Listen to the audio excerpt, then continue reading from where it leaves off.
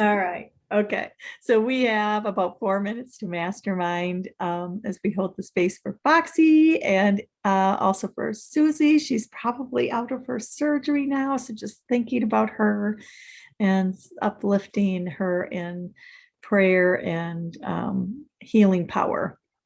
All right.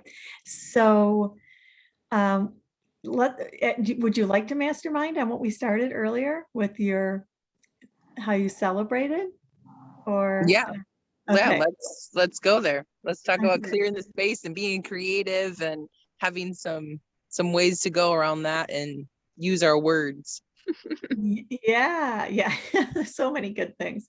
Well, you were really sharing how your daughter is just so creative and she brings a lot of things that might be perceived as garbage back into the house to create. Mhm.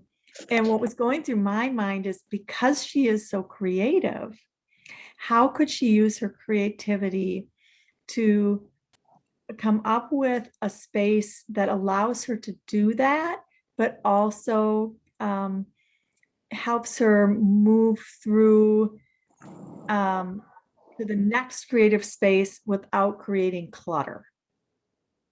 So what came to mind for me is like, and I'm just brainstorming here now, and these would be things that would probably need to come from her. But what if every time she created something, you took a picture of it and you saved it in her portfolio of creations, and then it has to go back out to, the to recycle, repurpose. We're going to Mhm. repurpose this for to create room for the next creation, right?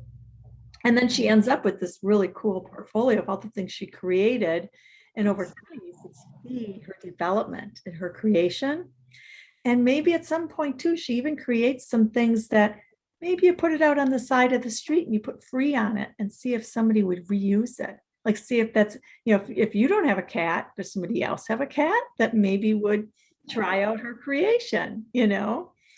Um, and then thinking about, well, like, how could you arrange her space to provide creativity? Like, could there be hey, here's my new idea basket, my most recent finished project corner, and my time to let go box, and she could move things to those boxes.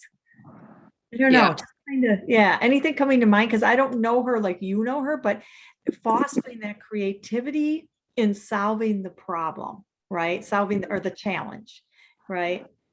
Yeah.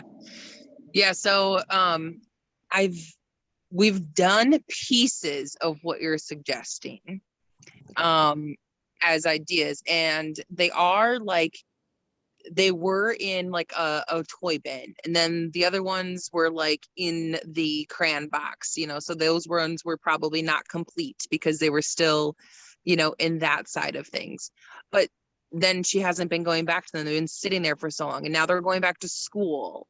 But the redesigning of her room, that is one of the places that I started conversation this morning with my husband was, you know where can we be rearranging and getting ready so that all of our spaces are set up for each of us to have success in, them having space for themselves in their bedroom after they get back from school, us having space from working in home, in our offices, like rearranging a lot of things because we're in a transition of like our routines right now. So that is all pieces of conversation, but I love the suggestion of like bringing that together and bringing her into the fold of that to get suggestions from her, because she's brilliant. She has amazing ideas, and she maybe even has a better solution than I think of.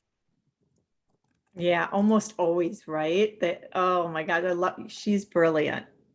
You hit the mark on something to really foster her creativity even more. That's a Yeah. great word. Yeah. Yeah. Thank Bring you, her Coach K. brilliance alive. Yeah. Okay. We are going to stop this recording now. I do have to log off.